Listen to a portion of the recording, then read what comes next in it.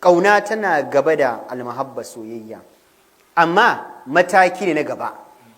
Ba a kai matakin ƙauna sai an fara daga matakin soyayya.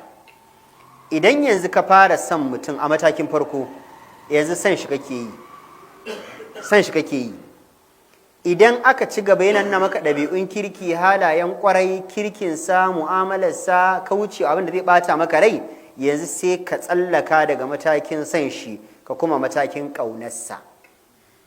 Shi yasa manzon Allah da zai ba mu shawaran matan da za mu aura sai ce an ki hulwadudal waluda, ku auri matayen da suke ƙaunar ku ba suke son ku ba, matayen da suke ƙaunar ku kuma masu haifuwa.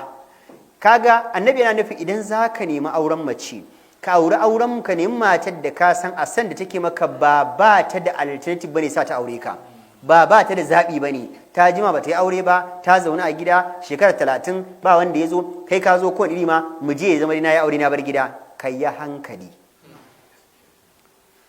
Idan san da take maka so ne tsaka-tsaki, tana son ka amma kuma tana hange-hange, to kafin mai kuɗi ya zo, kafin irin kalan da nake so, kafin irin type ɗina ya zo, kafin irin tsara na ya zo, ina dai son shi amma dai ba sosai ba, zan ni maneji, ina ɗan lallaɓawa ne, in ka ce za ka fito ta ce ka ɗan dakata ba yanzu ba, ina nan ina addu'a, ina shawara, ina tunani, san dai akwai amma bai kai ya kawo ba. Annabi ce ka bari ka nemi wadda take ƙaunar ka so tsantsa da babu sirki cikinsa. A mai littafin Tuhfatul Arus ya ce akwai abubuwan da ake so fa idan za ka yi aure matarka tafi ka.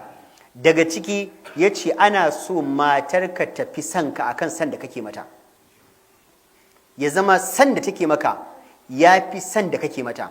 Wannan zai sa ta maka biyayya iya biyayya.